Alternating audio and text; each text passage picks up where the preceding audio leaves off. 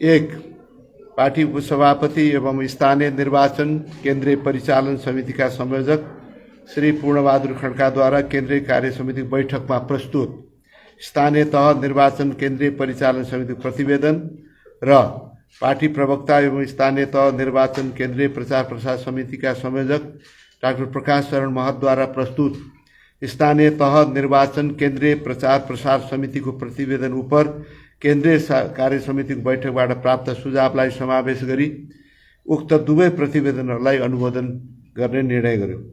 2, सदस्यता व्यवस्थापन केन्द्रीय समिति, केन्द्रीय अनुशासन समिति र केन्द्रीय लेखा समितिका सम्बन्धमा क, नेपाली कांग्रेसको विधान 2017 संशोधन सहितको धारा 4(9) क बमोजिम पार्टी सभापति श्री शेरबहादुर देउवाद्वारा तोकिनुभएका पार्टीका महामन्त्री श्री गगन कुमार थापा संयोजक रहनुभएको सदस्यता व्यवस्थापन केन्द्रीय समिति गठन गर्ने।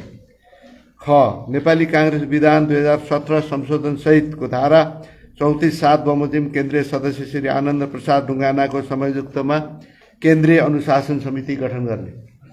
ग, नेपाली कांग्रेसको विधान 2017 संशोधन सहितको धारा 38 क बमोजिम पार्टी सभापति श्री शेरबहादुर देउवाद्वारा प्रस्ताव गरिनुभएका पार्टी केन्द्रीय कार्य समिति सदस्य श्री श्याम कुमार घिमिरे संयोजक रहनुभएको केन्द्रीय लेखा समिति गठन गर्ने। सभापतिले आवश्यक परामर्श गरी उपरोक्त समितिहरूलाई पूर्णता प्रदान गर्ने। 3, नयाँ भातृ सङ्घ एवं शुभेच्छुक संस्थाहरूलाई मान्यता दिने सम्बन्धमा क, नेपाली कांग्रेसको विधान 2017 संशोधन सहितको धारा 42(1) क बमोजिम 1, लोकतान्त्रिक आदिवासी जनजाति सङ्घ महासङ्घ नेपाल, 2, नेपाल थारू सङ्घ, 3, नेपाल लोकतान्त्रिक खेलकुद सङ्घलाई नेपाली कांग्रेसको भातृ सङ्घको मान्यता प्रदान गर्ने।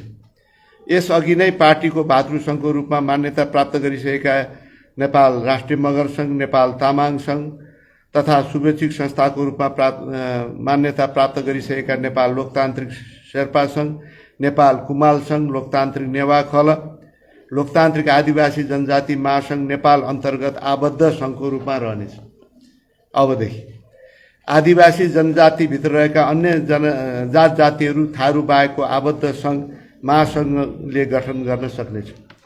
ख, नेपाली कांग्रेस विधान 17 संशोधन सहितको धारा 42(2) क बमोजिम 1, नेपाल लोकतान्त्रिक निर्माण व्यवसायी सङ्घ, 2, नेपाल लोकतान्त्रिक यातायात व्यवसायी सङ्घ, 3, लोकतान्त्रिक उद्योग वाणिज्य सङ्घ, 4, नेपाल लोकतान्त्रिक पर्यटन व्यवसायी सङ्घ, 5, नेपाल लोकतान्त्रिक संस्थागत तथा निजी विद्यालय शिक्षक सङ्घ, 6, नेपाल लोकतान्त्रिक आयुर्वेद चिकित्सक सङ्घ, 7, नेपाल लोकतान्त्रिक साना होटल व्यवसायी सङ्घ, 8, नेपाल लोकतान्त्रिक भूतपूर्व प्रहरी सङ्घ, 9, नेपाल लोकतान्त्रिक भूतपूर्व कर्मचारी सङ्घ, 10, नेपाल स्वास्थ्यकर्मी सङ्घ, 11, नेपाल सामुदायिक विद्यालय कर्मचारी सङ्घलाई नेपाली कांग्रेसको शुभेच्छुक संस्थाको मान्यता प्रदान गर्ने। नेपाल आदिवासी जनजाति सङ्घका विद्यमान संरचनाहरू स्वतः निष्क्रिय हुनेछन्। पार्टीबाट मान्यता प्राप्त उल्लेखित भातृ सङ्घ र शुभेच्छुक संस्थाको विधानलाई आवश्यक परिमार्जन गरी केन्द्रले अन्तिम रूप प्रदान गर्ने। 4, अवधि समाप्त भएर गठन हुन बाँकी रहेका र पूर्णता प्राप्त नगरेका पार्टी आबद्ध भातृ सङ्घलाई यही 2079 श्रावण मसान्तभित्र गठन र पूर्णता प्रदान गर्ने। 5, नेपाली कांग्रेसको आगामी नीति महाधिवेशनका सम्बन्धमा केन्द्रले आवश्यक तयारी गर्ने। 6, नेपाली जनसम्पर्क समिति साइप्रसबाट पार्टी विधान भवन तोकिएको रकम र आवश्यक कागजात सहित प्राप्त हुन आएका क्रियाशील सदस्यताको नामावली जम्मा 501, नवीकरण 130 र नयाँ 371लाई स्वीकृत गर्ने। 7, स्थानीय तहमा नेपाली कांग्रेस पार्टीका तर्फबाट निर्वाचित जनप्रतिनिधिहरूका लागि आचार संहिता जारी गरी लागू गर्ने। यो लामो आचार संहिताको लिस्ट छ, त्यो अनुसार सम्पूर्ण निर्वाचित स्थानीय तहमा निर्वाचित जनप्रतिनिधिहरूले काम गर्नुपर्नेछ। सँगसँगै निर्वाचनमा हारेका हाम्रा पार्टीका उम्मेदवारहरूलाई पनि खास जिम्मेवारीहरू चाहिँ प्रदान गरिएको छ। अब सँगसँगै हामीले यो वरीयता क्रम सम्बन्धी पनि प्रस्ताव पेश गरिएको थियो केन्द्रीय समितिमा।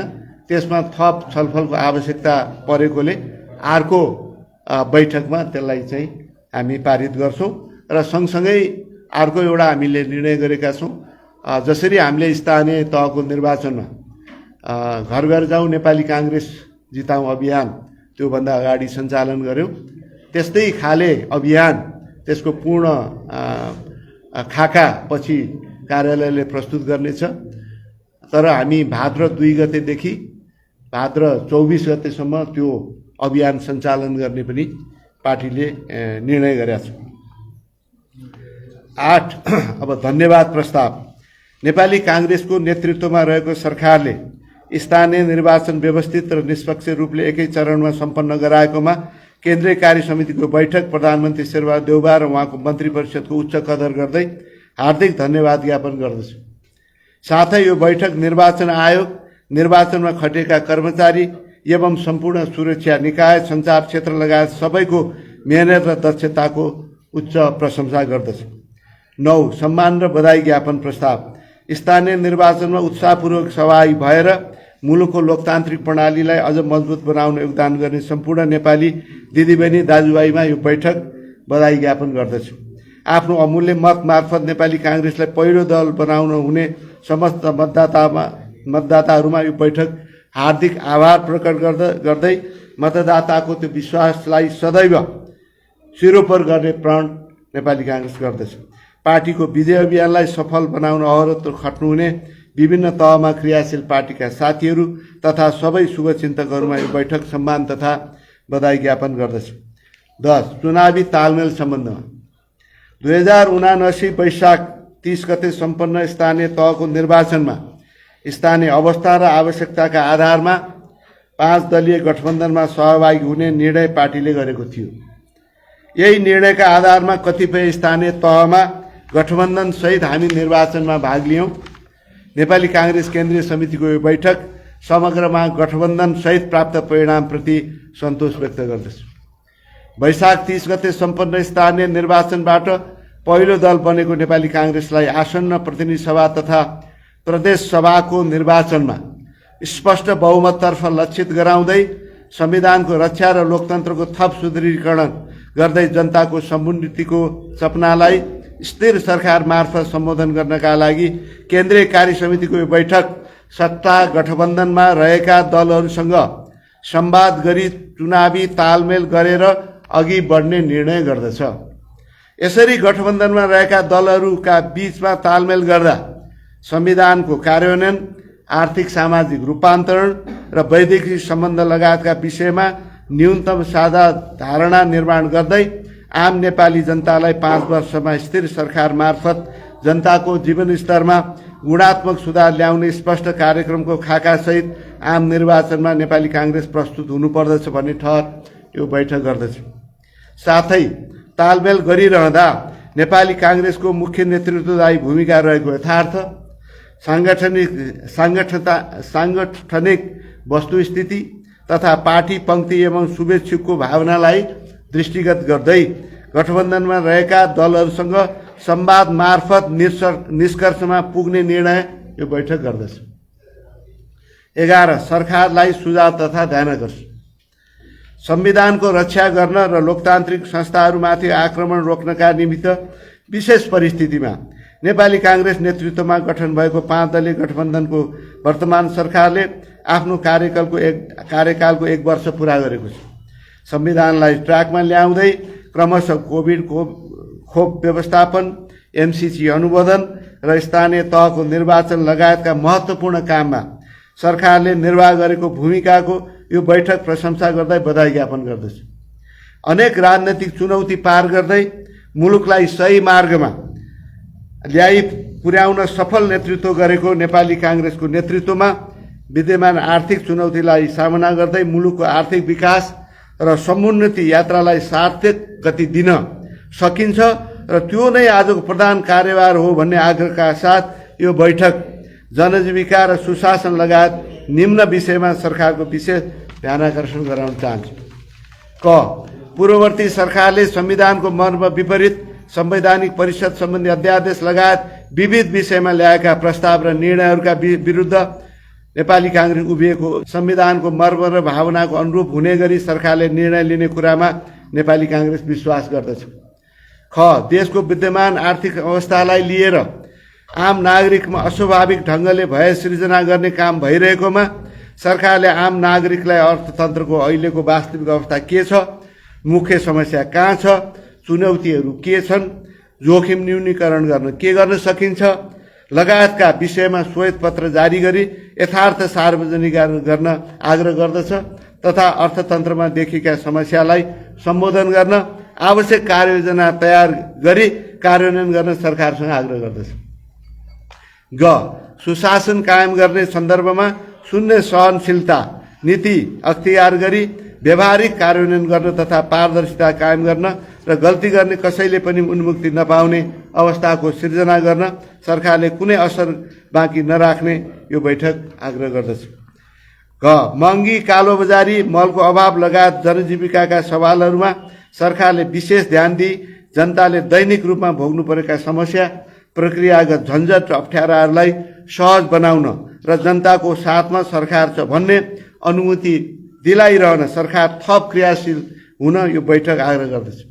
खेतीको समयमा हरेक वर्ष नेपाली किसानहरूले भोग्नु परेको मलको अभाव अन्त्य गर्न दीर्घकालीन समाधानको उपाय अवलम्बन गर्न यो बैठक सरकारसँग आग्रह गर्दछ। ङ नागरिकताबाट वञ्चित नेपाली नागरिकहरूलाई नागरिकता प्रदान गर्न संविधानको व्यवस्था बमोजिम संसदमा वर्तमान सरकारद्वारा प्रस्तुत नागरिकता सम्बन्धी विधेयकलाई संसदबाट पारित गर्न सरकारको ध्यानाकर्षण गराउँदछ। विविध विषयमा सम्भावित प्राकृतिक विपत्तिप्रति सतर्कताको अपिल छ। हरेक वर्ष वर्षाको समयमा बाढी, पहिरो जस्ता प्राकृतिक विपत्तिमा परेको जनताको ठुलो क्षति हामी बेहोर्दै आएका छौँ, जनधनको क्षति बेहोर्दै आएका छौँ। यो बैठक तिनै तहको सरकारलाई विपत्तिसँग जुझ्न सम्पूर्ण तयारी समयमा गर्न आग्रह गर्दै सम्भाव्य प्रभावित क्षेत्रका नागरिकलाई सजग गराउँदै आवश्यक सहयोग र सेवाको समन्वयका लागि स्थानीय पार्टी पङ्क्तिलाई समेत सतर्क रहन अपिल गर्दछ। त्यस्तै गरेर श्रीलङ्काको स्थितिप्रति छ हाम्रो। मित्र राष्ट्र श्रीलङ्काले गम्भीर आर्थिक सङ्कट बेहोरिरहेको घटनालाई यो बैठकले संवेदनशीलतापूर्वक लिएको छ। यो प्रतिकूल स्थितिबाट श्रीलङ्कालाई बाहिर ल्याउन विकसित राष्ट्रहरू र अन्तर्राष्ट्रिय वित्तीय संस्थाहरूलाई यो बैठक अपिल गर्दछ। दक्षिण एसियाली क्षेत्रीय सङ्गठन सहयोग सङ्गठन सार्कको अध्यक्ष राष्ट्रका रूपमा नेपालले अन्य सबै देशका श्रीलङ्का र त्यहाँका नागरिकले भोग्नु परेको पीडामा हर सम्भव सहयोग र समन्वयका लागि अग्रसरता लिन आग्रह गर्दछ।